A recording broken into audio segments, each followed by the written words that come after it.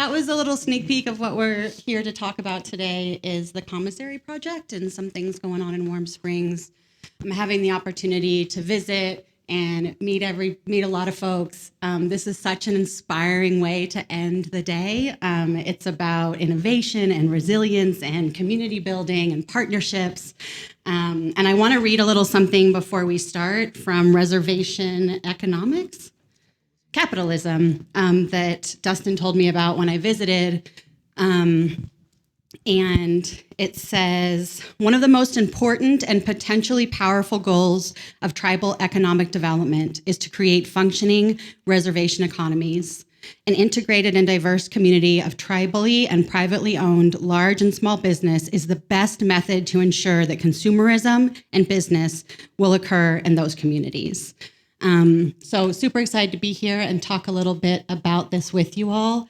We kind of want to take you on a nice little ride, a little story. So we're going to start with Jonathan and just talk a little bit about the history of Warm Springs community and kind of the region, if you can kind of start us off. Okay. Sure, I can do that. Thanks, Jocelyn. So Confederated Tribes of Warm Springs. I'm half Warm Springs, I'm half Wasco.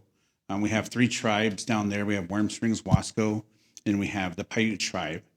And Warm Springs and Wasco, we're the treaty signing tribe, and the Paiutes later joined us. And we started out, we're a river-based tribe, right?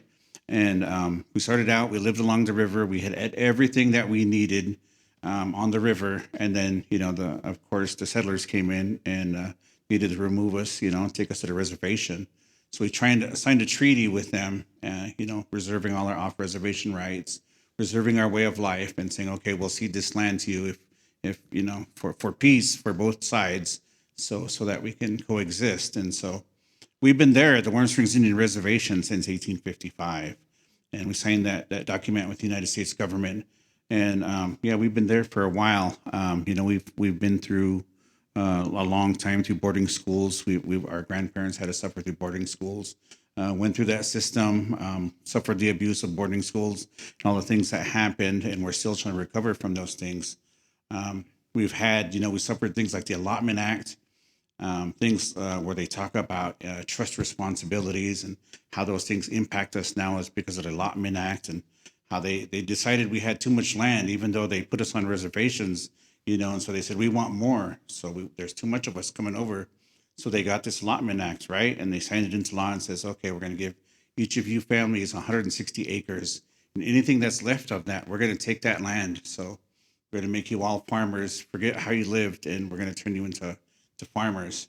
So they gave us 160 acres apiece and took the rest of the land. And they call us incompetent, like we couldn't handle our land, our dealings with our life. So that's where you get the trust responsibility. And that's how you get the Allotment Act and how you get trust property is through that kind of process. So going through all that, the United States, went through and said, okay, well, we've done these things and we want to do a study on how those things occurred. And so they have the Merriam report that kind of shows these things, that all these things they did to us and how it impacted our lives.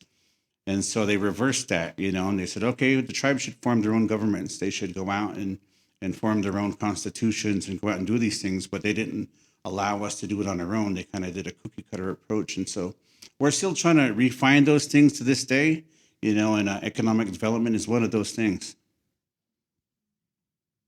Thank you so much. I'm curious, Dustin, we talked about in kind of relation to that, the potential of Highway 26 for economic upliftment, like those federal land trust issues that are existing in the community currently. So can you kind of talk about the current economic challenges and how you're addressing those systemic barriers to land and economic resources in the community?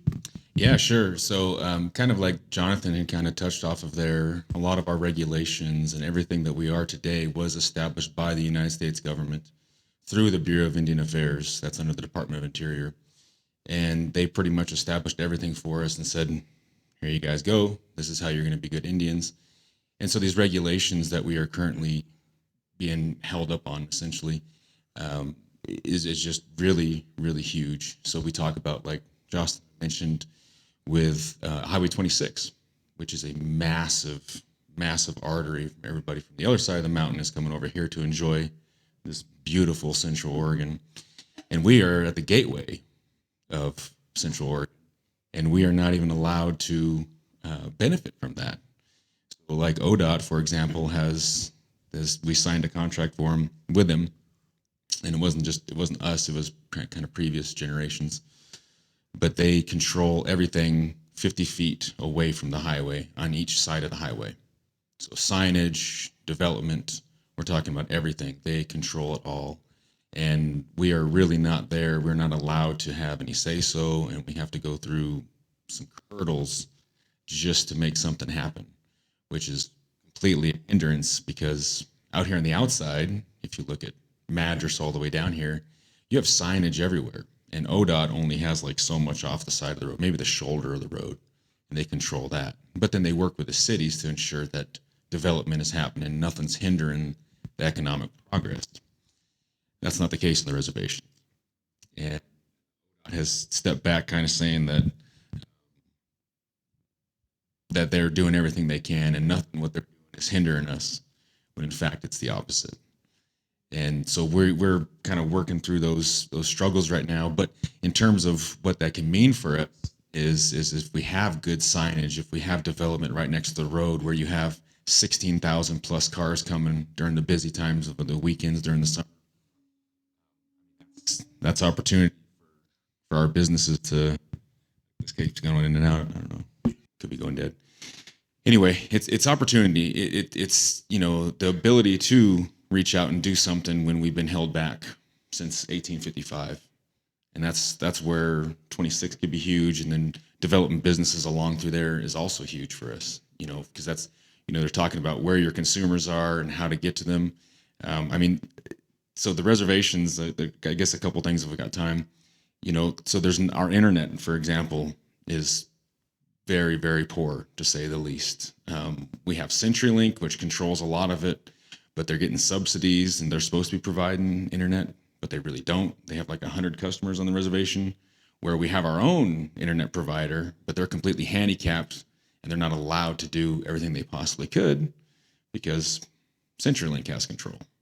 And they're getting subsidies. They're getting all this money to provide all these, fiber and all this other stuff, right?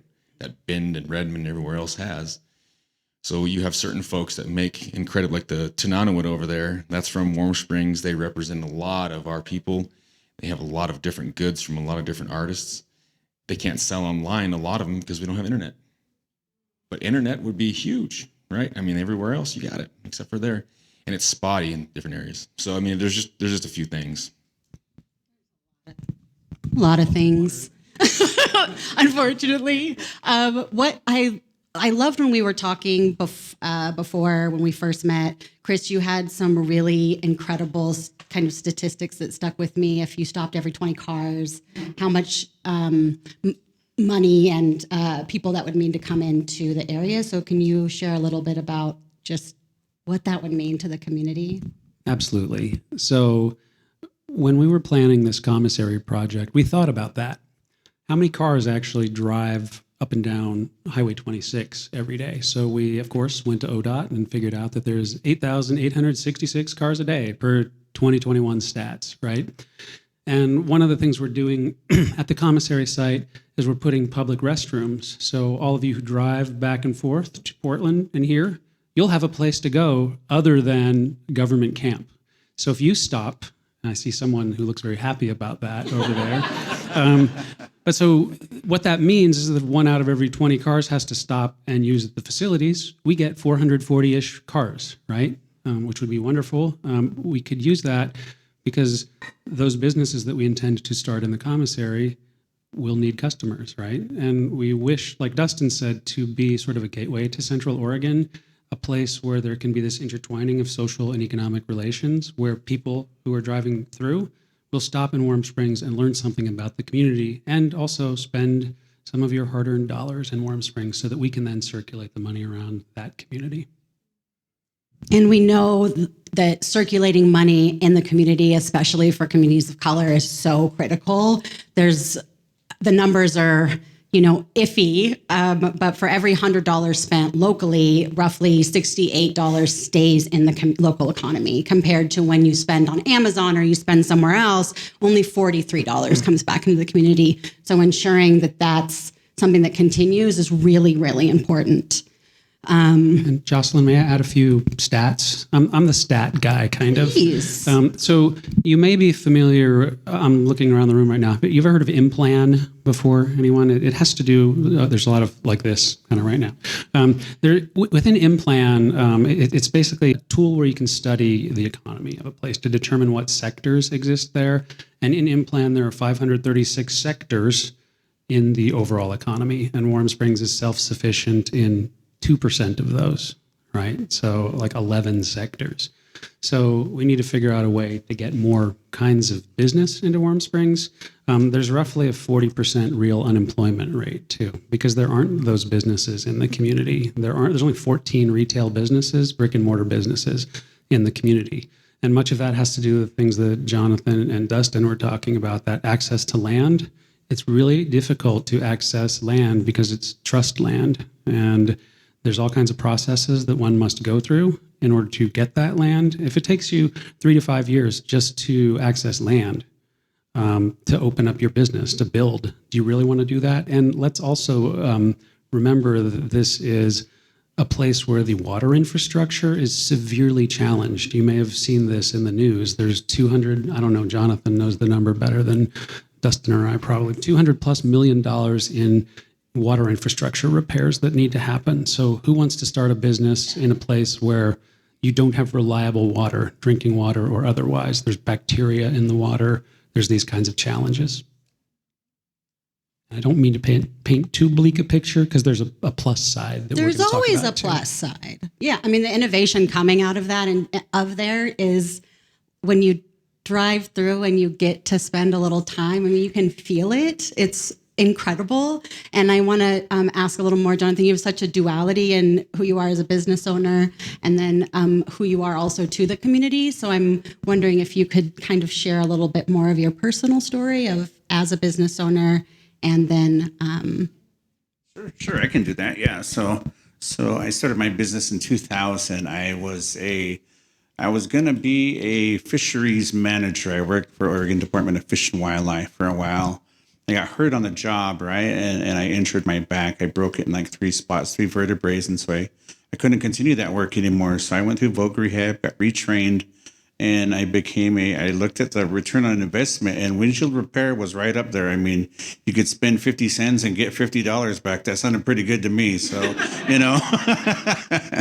so I learned how to repair windshields then, and then I went and got certified after about 15 years. I learned how to do the installs, and now I'm doing the tinting, and now we're also starting up on the commercial building. So it's been a tool. I'm teaching my children how to do it, teaching my friends how to do it. And luckily we have a community like Warm Springs who we're on the mend right now, like they're talking about these older policies and how they impact us. Well, me as a business owner, I get that perspective of, okay, well, how can we fix it? How can we go about addressing these issues? And one of the things is, we're working with our partners at the state.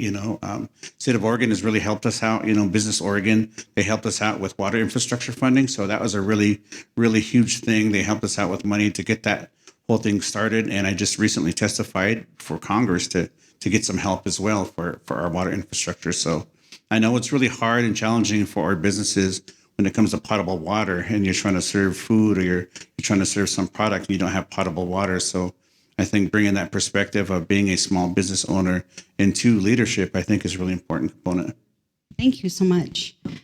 Dustin, can you talk a little bit about some of the strategies that you all are employing within the community in regards to economic development, like the coffee shop and the kids, and like just how important it is? Education is not just going to college and going through school. Like, there is an education that Jonathan is giving his children. Like, there is something to be said for that kind of education as well. Yeah. So we're pretty unique in Warm Springs, unlike many communities on the outside. Our population makeup is actually about 37% folks 25 and younger. And then, there's another 20 some odd percent up to like 37 or so. And then actually about 66% is 55 and younger, which is kind of the opposite of the outside.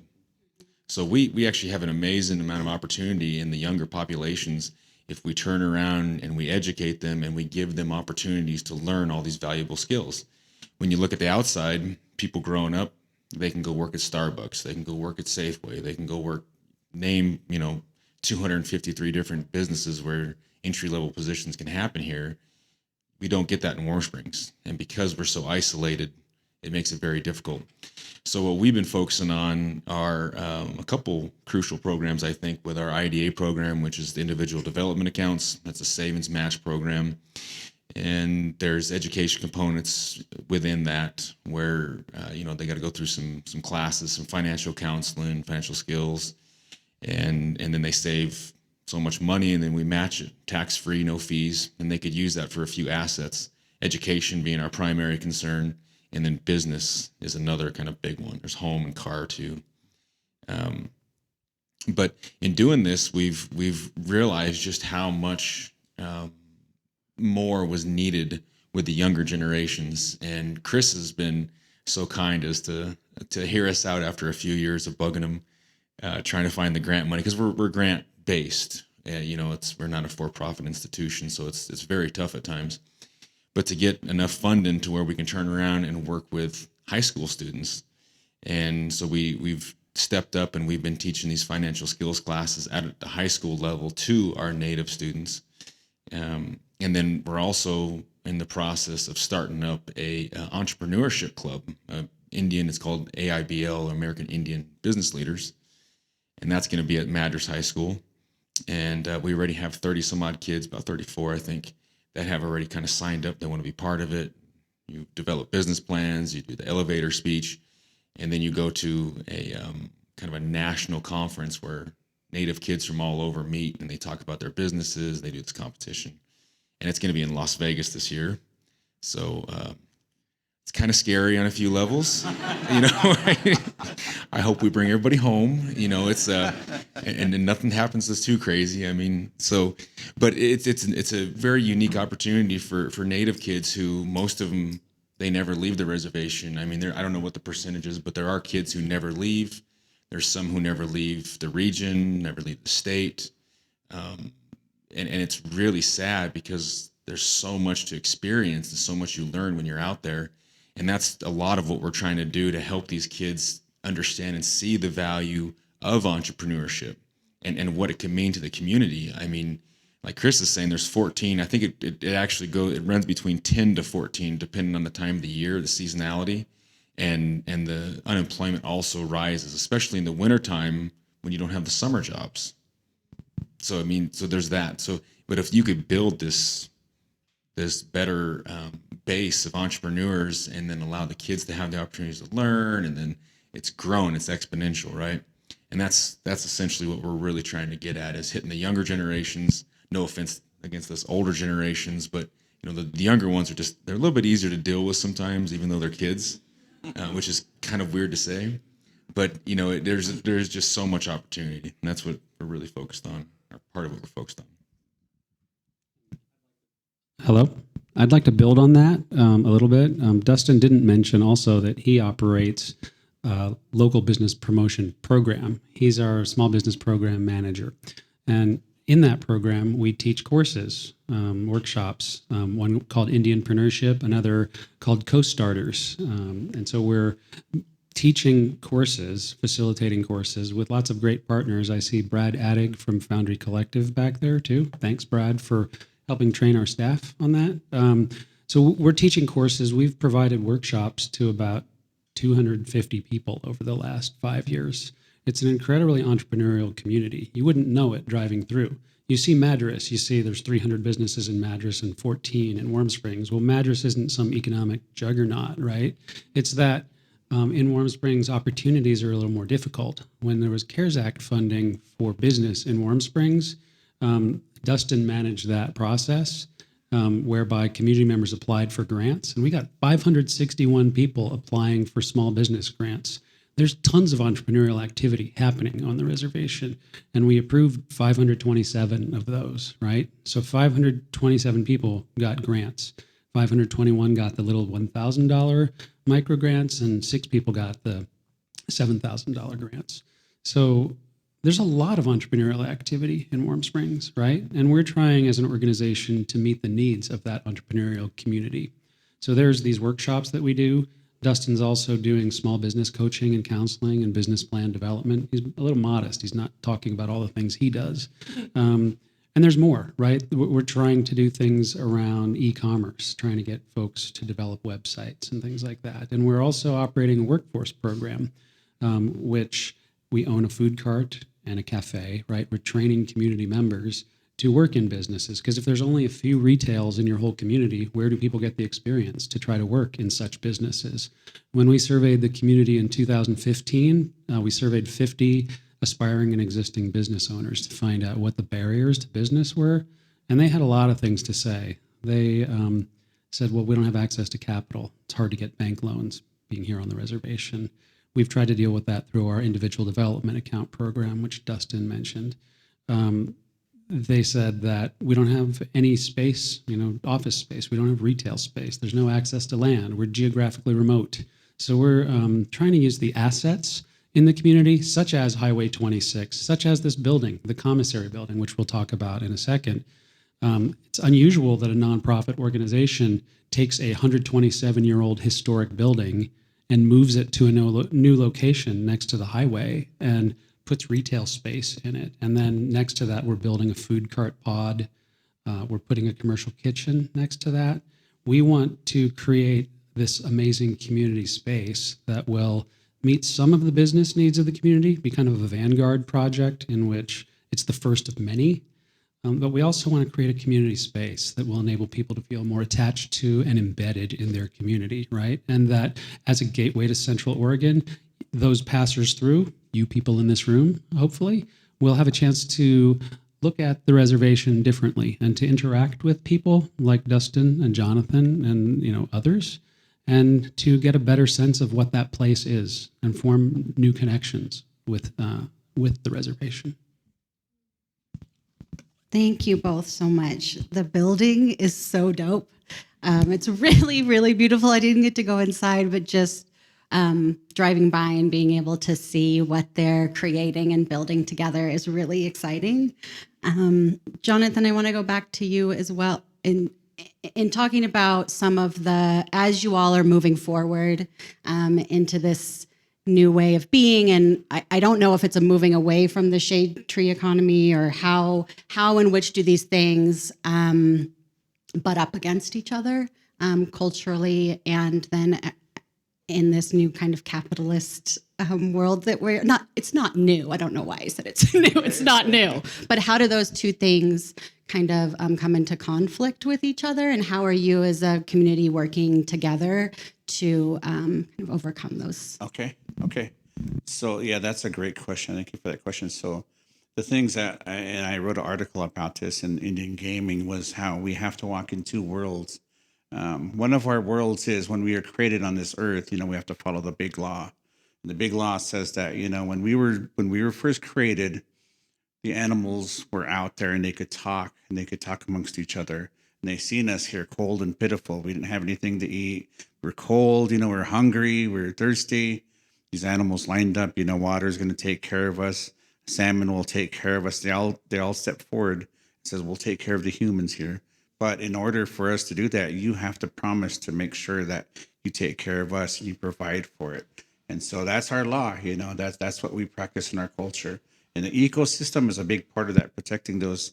The ecosystem is really important for those resources, our foods, our berries, our roots, all those things. So as we look at how we are now, protecting those things is most important to us. That law is above any law in our tribe.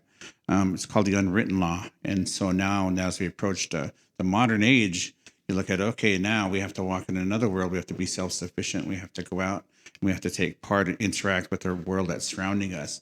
And to do that, to protect those things, we have to go out and advocate for clean water. We have to go out and advocate for all those things. And to be self-sufficient, we have to make sure that we're making money. And our history was we used to do a lot of timber harvest. That was our thing. We could do a lot of timber harvesting. We got a hydro dam system down there in Warm Springs. We're part owner of that. And so we did a lot of timber harvest. Well, as we went to school, as we got educated, we learned that the balance of the system is out of whack. We're having less and less deer, less and less elk. There's impacts to our water, our eels, our salmon. And so we're like, well, we can't harvest as much now. So we're going to have to cut down on our timber harvest.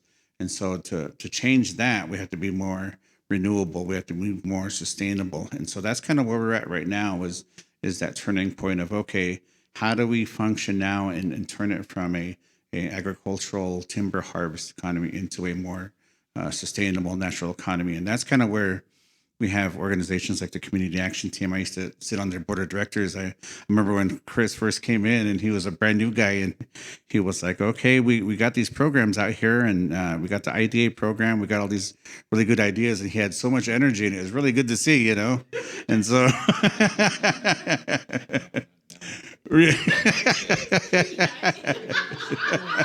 it's good that microphone didn't work right there. So seeing these other organizations step up, and in their place, and I know Dustin is working on the Chamber of Commerce, and seeing these things step up is really good, but it's a balance act. And I first started working on committees. I've been on the Fish and Wildlife Committee for about 20 years. I've been on the Land Use Planning Committee for about 9 years. I've been on the board for the Community Action Team for about 3-4 years as well. And so having to learn all those things and realizing how important these economic development is for us is really important. So being self-sufficient is a major part of that. So we walk in two worlds, and there has to be a balance. Y'all all do so much stuff. I mean, it's wild. But I would love to get into the commissary project. Chris, do you want to take a little bit of that and talk a little bit more about like what kind of building this is, how you are managing that balance just with the building alone would be great. Sure. So you saw that video at the beginning where we moved the building, right? And there were big words on there like decolonization. And that building was built in 1896. So it's the oldest building on the reservation. It, for many years, from the 50s until 1998, it served as the tribe's Natural Resources Department offices. But it was empty from 1998 until 2016, really until the present. It's still empty, but we're working on it. When we came across the building, it was after conversations with the tribe's planning department.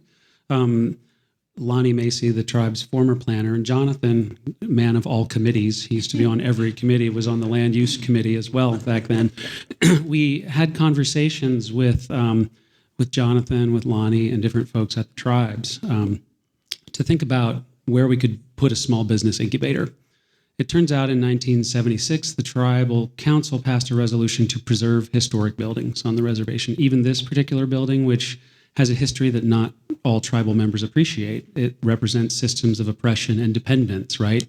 It was a commissary. It was a place where the U.S. government provided foodstuffs and supplies to people who came to the reservation not particularly willingly. They came from this vast area of land. They're in this reservation, and if you've been to the reservation, it's a fairly sparse piece of land, right?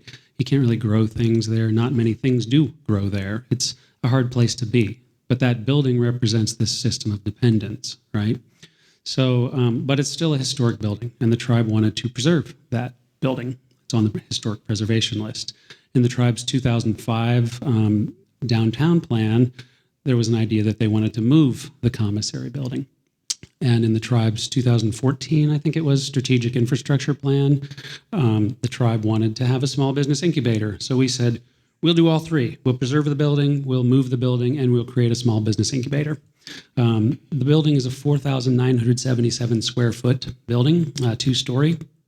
It is a very interesting old building. It's in great shape, actually, although when you look at it from the outside, it does not appear so.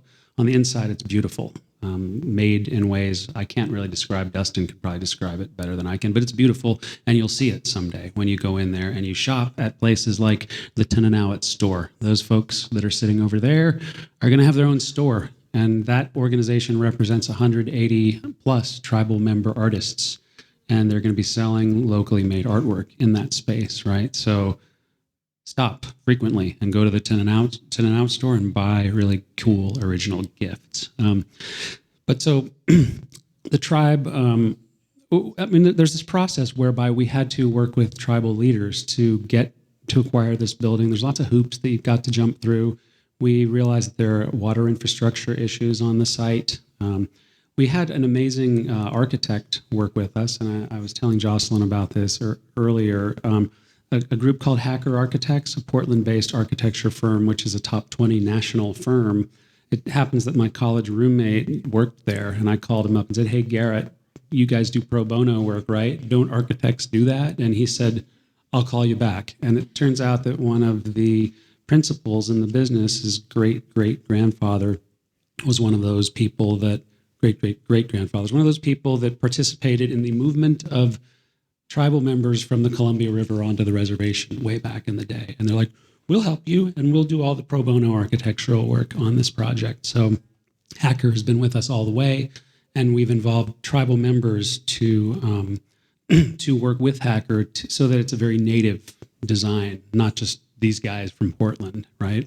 We involved over 300 community members in the planning process in everything from social media surveys to, we had a big giant community design charrette where tribal members came, and we did the smart thing. We had one tent that only had food in it. So people came and they saw all this food and they thought, "What's happening here? Oh, the commissary, let's learn about it." And people voted on where they wanted the building, what features they wanted in the building, and what kind of businesses that they might want. And we talked about the history of downtown Warm Springs as well. I think you were there, Jonathan. This was maybe before Dustin's time, but we went through a process with tribal participation, and this is a project that is wholly owned by tribal and community members, right? This is something where their voice went into this process, and it's going to look like Warm Springs, and it's going to be cool because of that and different because of that. So, we're still going through the process. We've raised 2.5 roughly out of $5 million that this whole project will take.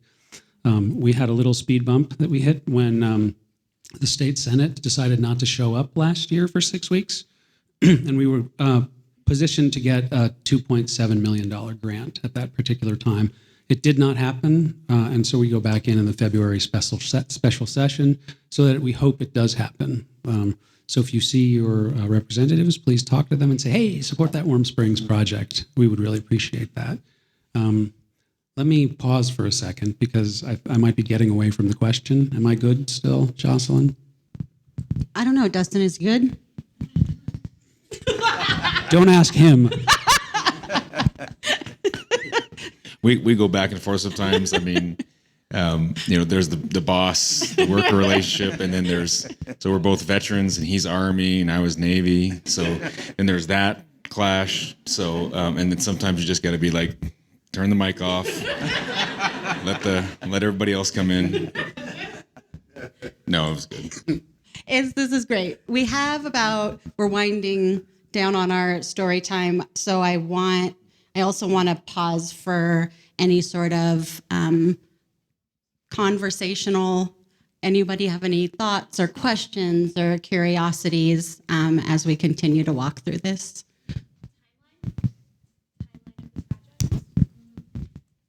Who had the question? Timeline, right? Timeline, I know you are having to go back in February and find more capital, but any goals in mind where we can stop by? We're shooting for 1.5 years. We told the folks that are putting together the Lonely Planet travel guide that we're going to be open a certain time in 2024 late. That might be a lie, a little bit of one, but that's what we're shooting for. We set a high standard, and if we don't meet it, then we're at least close. It has to do with fundraising primarily. If we had the funds in place right now, we've got all the contracts in place. We've got the contractor. Many of you probably know Kirby Nagelhout Construction here in Bend. Great company. We're working with them, and they actually have a really wonderful person, Michael Van Pelt, who's a Umatilla tribal member, who's our sort of project lead on that. So we've got not only tribal members from Warm Springs participating in the process, but we've got the construction lead as someone from Umatilla. I know I deviate from the question like he always accuses me of doing, though, so I'll stop. Hello. Yes, I had a question about integrating with the rest of the Tri-County area? Like we have the OSU Cascades Innovation District just starting to break ground. We have COIC that's routing broadband. How can we help you from here and vice versa to kind of bridge the future of innovation? So I think there's a couple things, honestly. I mean, one, we need money. So who's ever got some money? We're a nonprofit. We'll give you a write-off. No, it's I mean, funding is a huge thing just because it's been pushed away from the reservation for so long when so many other communities were right there in the forefront, like in the World War II era, when there was a lot of money coming out for agriculture and development of stuff.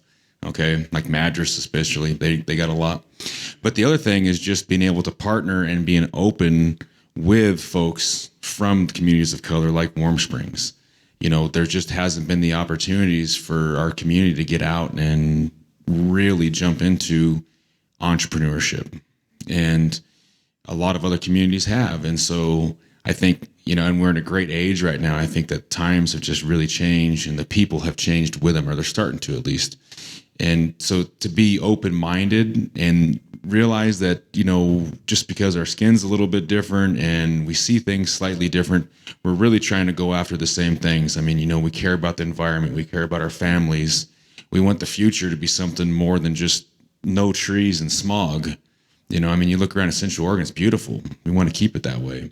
And like Jonathan was talking about with the preservation of everything, like the salmon run, the only reason we still have that today is because of tribes, because they went and fought the commercial fishers and we stopped them from just going and taking everything, which was happening for a long time. So we're more connected than people really understand.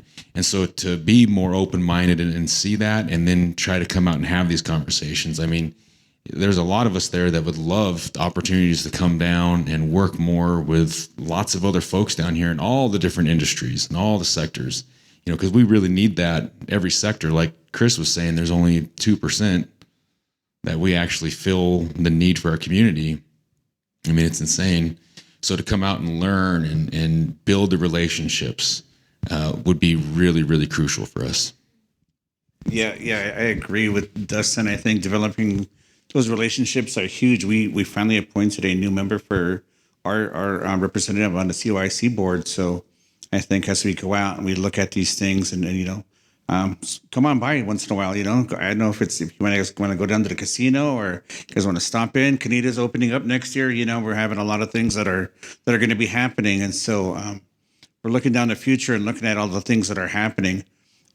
Right now, we're in a really good time for the reservation as we look at new leadership coming in, and we're looking at change. We're looking at positive momentum. So you're going to see a lot more talk about renewable energy. You're going to hear talk about innovation. You're going to hear talk about economic development, because that's what our members want. We're aligned with. We have 3 districts: Agency, Semnasho, and Sixiqua, and the district that I'm from, Agency.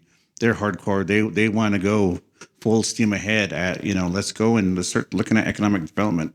Let's start looking at hemp. Let's start looking at cannabis. Let's start looking at all these things that weren't available to us, but should be available to us.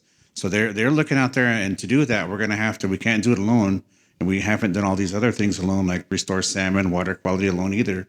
We had partnerships, and we worked with our state, worked with counties, we worked with other organizations to make it all happen. So I think together we can get it done, I'll just add one thing. There's some amazing leaders in the tribal community in Warm Springs. You're looking at 2 of them right here, Jonathan and Dustin. And for me, it's a privilege to work with them. And I think about what has happened in the years that I've been at the Warm Springs Community Action Team. I remember years ago people reaching out to me and saying, Chris, we don't know who to talk to at the tribe. There's just connecting the outside world with the tribe. I felt like that was a role that the community action team was playing, and they were reaching out because they met me at some conference or something. Now you've met Jonathan and Dustin at some conference or something. So it's good to actually reach out directly to tribal members and tribal leaders. And I've got Jonathan's phone number on my, no, just kidding. So the point being, it's a great idea to actually figure out how to reach out to the tribe. And we're trying to come to conferences. Dustin and I in January were here at the conference that you just mentioned, relating to, what was it, with Adam Kernicki? What was that called again? The Central Oregon Innovation Hub that you just mentioned. So we're shooting for that. We're trying to make connections and to reach out. Now you know how to find us. And if you don't know exactly how to find us, reach out through Built Oregon. There's a way to work with Warm Springs. So find us. We're here. It's great to hear you guys are working on a lot of the complex issues. Hearing the point about the signs on 26 seems like there's enough brain power in the state to get that solved. Can you talk about the status of where that's at and like how folks in this room may be able to help? Like that's something that seems like could get solved next week. So maybe some more context on that. Yeah, I think a lot of it is just knowledge and understanding of what's actually happening. I think that's a big part of it because so certain departments within the state we love, right? Business Oregon. There's a couple other. I'm just kind of going blank right now. Travel Oregon is another good one, but then there's ODOT, who's just completely off, kind of doing their own thing, and I feel like it's kind of a pressure thing, because again, I stated that out in the outside, like Madras out here, Ben, like they're sitting with city planners, the city council, and they're like, what can we do? How are we working together? We want to bring this highway. We want to improve this. Add some sidewalks, make sure we have lights so people feel safe and it's just safer. But we don't necessarily get that on the reservation. And they just they've had these contracts that they've pushed down our throat for years and years, and we don't have a choice. So I feel like it's pressuring your representative. I think it's having the discussions with, if you know anybody in ODOT, like, why is Warm Springs being left out of it? Why are they purposely being pushed to the side and not allowed the same opportunities in any other community outside of there? I mean, we have been trying. It's just one of those things that maybe we're not big enough, we're not loud enough. I think we're working on changing that. We've had some discussions on it, but it's about who and then who you can bring together. Like this networking, and then just doing things together. You're just so much more powerful when you have more people, more of a voice, and that's kind of why we bring it up. So then everybody else starts to hear about it. Then you guys start complaining with us, and all of a sudden the state's like, yeah, we got to give in to these guys now. First it was the timber cutters, and then, the salmon people, so it's just, we're trying to just make enough noise to where, they'll actually think about changing. And you'd think it would be a simple problem, but it gets complex because we have a local set of laws, like I said, that balance of protecting the environment, protecting areas that our grandfathers said are important, like the mountain views. They didn't want like the billboards, for example. We have our own rules that say we have to be a certain amount from the road. Then we have state rules, and then we have federal rules that we go by. So we have like 3 different layers of red tape to go through. So sometimes that can be a huge challenge in itself. And one thing to add to that is right now the tribe, there's a little bit of a capacity issue, and Jonathan would probably acknowledge this too. It's that there isn't a planner right now, right? There's no tribal planner. There's not a development director or a chief operations officer. There's key positions, and maybe there's key positions that are not filled right now. And that means that there aren't individuals who take the time in their day to deal with these particular issues. So sometimes things fall into the little nonprofit's lap to handle and to work on, and we work with the tribe to do that. But it's hard for us too, because we have 17 staff members and we have 18 different programs, right? So we're trying to do a lot. And so there's that issue as well. So he brings up a good point. We're at the time, I just came from a tribal conference. It was the RES Summit. It's called Reservation Economic Summit. And they talked about succession planning. And they're talking about how this generation is retiring. Like 37,000 people retire a day or something like that, this generation. And if you're not prepared for it, well, I was on the land use planning. I was the chairman for a while, and that whole office was retired they went away. One of our guys moved on, he passed away. Another guy moved on to another position, and we lost our planners. We lost our land service administrator. We lost our planner, and we lost the head guy all at once, So, yeah, that created a huge vacuum. So it really woke us up in terms of succession planning. And being in a small community, you can't just find one of those. We have to create an environment to bring our educated youth back that went to college, to bring them back and help them, make them feel welcome at home to serve the tribe. Well, we've got like 2 minutes left. It's been such an incredible conversation, and one that reminds us how connected we all are together, and the importance of this is for all of us, this planet, this world we're living in. We have to work together to make that happen. So I'm wondering, in the last 1 minute and 30 seconds, if each of you could give maybe just a little, what are your most, what do you hope for the future, whether that's tomorrow or 20,000 years from now, for your communities and the spaces that you're creating together? Okay. Start at your side, Chris. Sure. I'll do that. I think for me, I'm really interested in seeing some of our short-term goals happen, like 2 to 3 year goals, that being the commissary project being finished, being open for business, and having tribal members in this beautiful space, working, owning businesses, meeting you and everyone else who's driving through the reservation, and growing together. That's what I want to see. So with a lot of Native Americans, we think, or at least we used to think, I think we're still kind of there, but we'd like to think 7 generations. And that's kind of where I'm thinking is think ahead and far enough and plan well enough that 7 generations from now, they're not dealing with anything we're dealing with. So essentially laying the foundation to where they have all the opportunities and equal opportunities to getting land, to getting the skills, education, healthy food, healthy drinkable water, homes that are not going to collapse on them or, filled with asbestos and lead, and enough of them too. We don't have enough home. That was another thing we didn't even talk about was the home crisis that we're in right now, the housing crisis. But the opportunity to actually progress as compared to where we're at now to where we're just kind of a hindrance, or we're fighting our way out of these hindrance, this mode or rules that have held us down because of that peace treaty in 1855 and because of all the regulations that the United States government has imposed on us.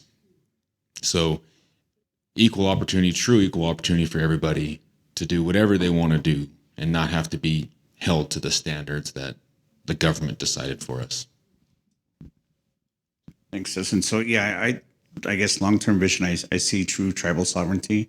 Part of that is economic sovereignty. We just finished our tribal council goals for the session, and part of that was our tribal economy, making sure people have houses, making sure people have jobs. And one of the main things, the differences between our economy and other economies is our economy, we focus mainly on enterprises like huge corporations. I guess it'd be very equivalent to corporations. We have these huge corporations in the tribe that go out and make money for us. Well, we forgot that little mom and pop shops, people like us, they generate a lot of revenue as well. And people may not want to serve on these corporations. They may have different goals and objectives in their lives. So that's one thing that we've talked about, I think, in the last term. And in this term, we talked to Dustin about is how can we go out and empower our tribal members so that they can get a job, they can go out, they can get a house, they can get a business, they can go out and do all these things, on their own.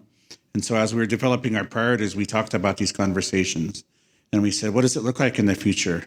Well, we need housing, we need jobs, we need economic development, and that is going to involve more than just our way we're doing business now because it ain't working. So we're looking at these things like these green projects. We're looking at sustainable energy. We're looking at going from just harvesting timber into going into, renewing, whether it's renewable energy, solar, whether it's carbon sequestration, all these other different ideas. We're being really creative and innovative about it, and we're trying to, use our resources on the reservation to do that and to make it happen. And again, it's just balancing that with protecting our way of life, doing the things that our grandparents told us. I think that's the huge one, is doing that balance and also walking into the new world as strong as we can. Speaking of making some noise, please make some for Jonathan Smith, the Confederated Tribes of Warm Springs, Dustin Seyler, Chris Watson, the Warm Springs Community Action Team, and of course, the incomparable Jocelyn Rice of Black Earth United.